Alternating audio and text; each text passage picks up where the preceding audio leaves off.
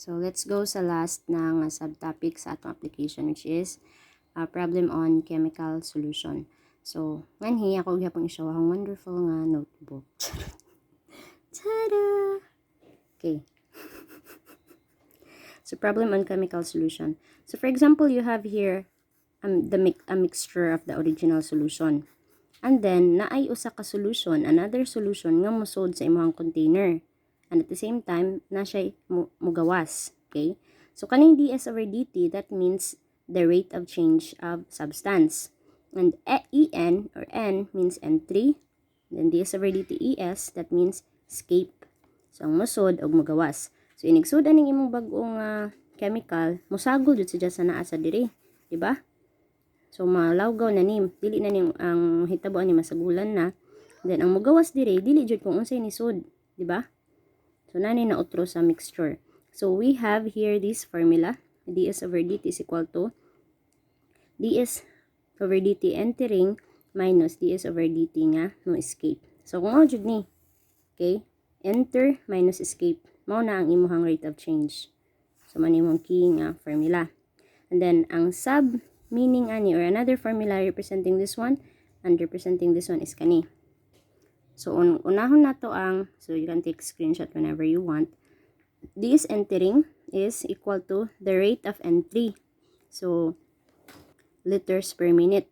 Ihatag man na sa problem. Times the amount of substance per unit volume. So, Newton per liter ang unit ani. Then, ang escaping, ds over dt es, or escaping, entering, that is the rate of escape times the concentration. So, concentration is this one. C is equal to S over volume. So, S is the amount of substance divided by the volume. So, money concentration ni mo, i-times ni mo sa rate of escape. That is now your ds over dt. Rate of change of substance escaping. So, kung i-substitute ninyo ni nga formula sa entering, nganhi, minus sa ds escaping, ds over dt escaping, which is kani, makakuha na ka sa rate of change of substance nga ds over dt. Okay? So, you can take a screenshot. Okay. So, let's have our problem, sample problem for the last topic. So, kung basahon, you can take a screenshot pod. Okay. So, a tank initially contains 200 liters of fresh water. So, mani ko nimong tank na kay 200 liters of fresh water diha. Brine containing 2.5 Newton per liter. So, na ako na tayo brine. So, what do you mean by brine? It's a solution of salt, if I'm not mistaken. So, na ay 2.5 Newton per liter of dissolved salt. Sakto dahil. So, dissolved salt runs into the tank. So, muna to no, 2.5 Newton liter of dissolved salt runs into the tank at the rate of 8 liters per minute. Okay, so, nakuno kay 2.5 Newton per liter of dissolved salt that runs at the rate of 8 liters per minute. So, kaning 2.5 n, mao na ang atong rate of entry. So, that's liter per minute. So, mo atong liters per minute and then times the amount of substance, which is kaning 8. So, kana ato ng ipang times ra for our entry. So, kira 8 times 2.5. Then, ang atong original nga solution nga 200 liters of fresh water, masagulan ko no anang brine solution, and then runs into the tank at the rate of 8 liters per minute, and the mixture kept uniform by stirring runs out at the same rate. So, the same rate man ang escaping. So, 8 liters per minute ang entry, 8 liters per minute po ang escaping or escape. How long will it take for the quantity of salt in the tank to be 180 Newton? So, time ang first question.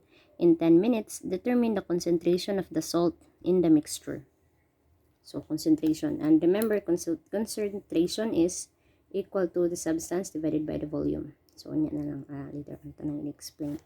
So, let's answer first. How long will it take for the quantity of the salt to be 180 Newton? So, kanang imuhang 180 Newton, mao nang itato ang S, or the amount of substance. So, before anything else, ito ta sa ato ang key equation for problem on chemical solution. Mama na itong equation, di ba?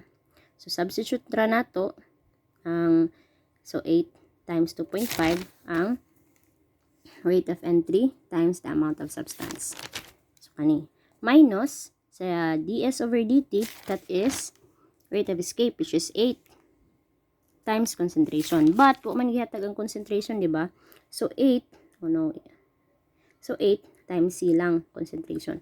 And then, remember, you already have a volume of 200 liters. And your C is S over volume. So, therefore, your C is S over 200. Okay?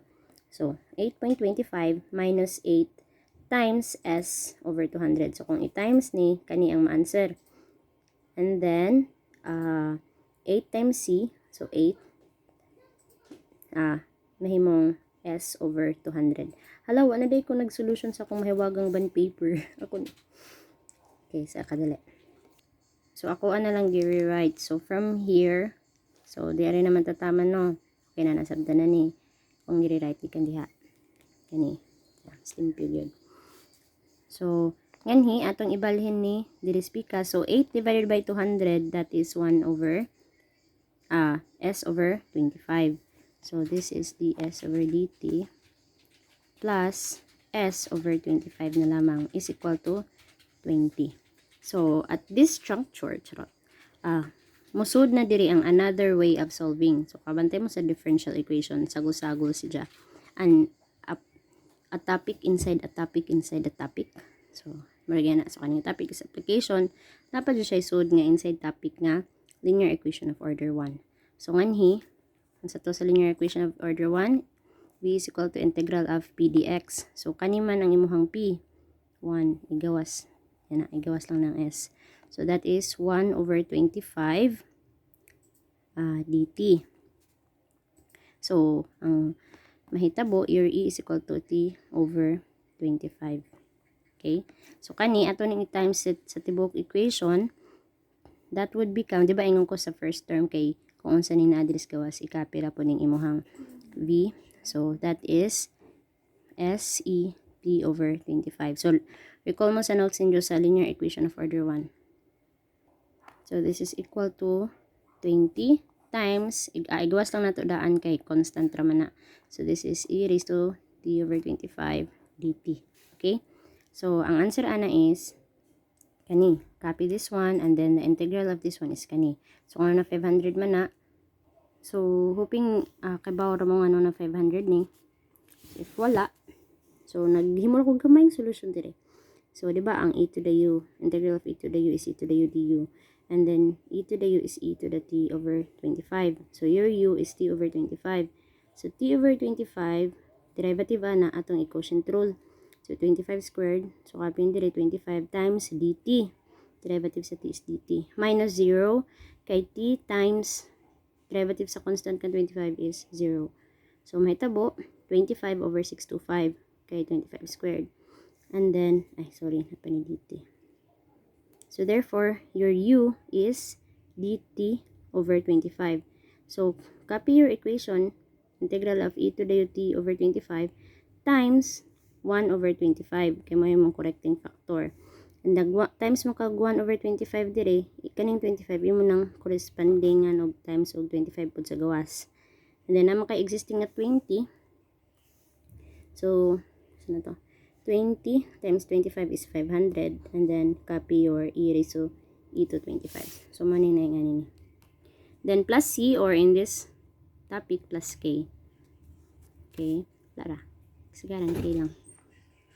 So, since this is an application, let's use k. Pero, again, lara. K or c. Wala na. So, simplifying further, mag-times ta sa tibok equation of e raised to t over 25. So, this is s is equal to 500 plus k e raised to negative t over 25.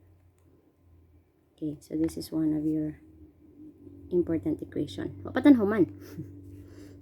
So, for us to get the value of our constant na k, we would have an if. if t is equal to 0 or empty na ba? Rather, if t is equal to 0 or wala pa nasudlan o solution ang imuhang container. So, naturally, your S is equal to 0. Kaya ang original solution pa man, o pa na siya nasagulan ba? So, substituting S and t is equal to 0, your key would be negative 500. So, substitute lang na 0. Tira ko na lang i-show dire. So, 0 is equal to 500 plus k. So, k is equal to negative 500. So, money. Okay? So, substituting k to the equation, since the same na sila nga 500, 500, ako to na lang i-factor. So, kani ang imuhang basihan ng equation to solve for the required. Okay? So, first question, how long will it take for the quantity of the salt to be 180 N? So, your S ko no is 180. So, substituting na lang ka. So, once na naka-key equation, mo na mo gamiton to substitute. Depende sa gipangay sa problem. So, when S is equal to 180, substitute that. Okay, so, kana, i-substitute na to ang S o 180. So, mana ni. Then, makakuha na to sa atong T. So, ato sana siya dyang isagol. So, ato rang ibalhin ning nganhi. Ato rang i-rewrite kadali. And by the way, kani kay gi-distribute man diha, di ba? 500. So, dapat kani dai na pa ni 500 dire. Sorry. 500 diha. So, kani na pa ni 500 dire. So, over 500, cancel. Over 500. So, your e raised to t negative t over 25 is equal to 320 over 500. So, kana. And then, mag-times ta og ln para makancel ni. So, ln e raised to negative t over 25 is equal to ln of 320 over 500. So, makancel ni. And mahimo na ang mahagbong na. So, 3t over 25 is equal to ln 320 over 500. Cross multiply. So, kuhaon lang na to ang negative sign. Ay, so na itong video. So, negative 25 is equal to ln 320 over 500. So, solving for this one, you will have 11.16 minutes. So, therefore, it would take 11.16 minutes for your solution to be 180 Newton. So, muna ang first question. Okay na. Now, in 10 minutes, determine the concentration of the salt in the mixture. So, the same ra, nato ra siyang substitutan, kani atong key equation, when t is equal to, when t is equal to 10. So, when t is equal to 10, S is equal to 500 times 1 minus e raised to negative 10 over 25. So, calculate that. Kaya nara may e sa calcu. That is 164.8 N. Ang gipangutana is determine the concentration. And remember, determine is S over volume. So, this is 164.8 all over ang volume na sa imuhang original, which is kani. So, this is 200. Dili na ang volume sa tank or cylinder. Ha? Ay. Sa first topic mo dito nagisgot og tank or cylinder. Na-mix up na akong na. Anyway, so, volume ni sa kani. So, your concentration therefore is 0.824 Newton per liter. So, this is the answer to the second question. Okay? So, that's it, children. I hope nasabtan og wala balika og naapagadjud og di mada i-PM lang ko. Okay? Sige.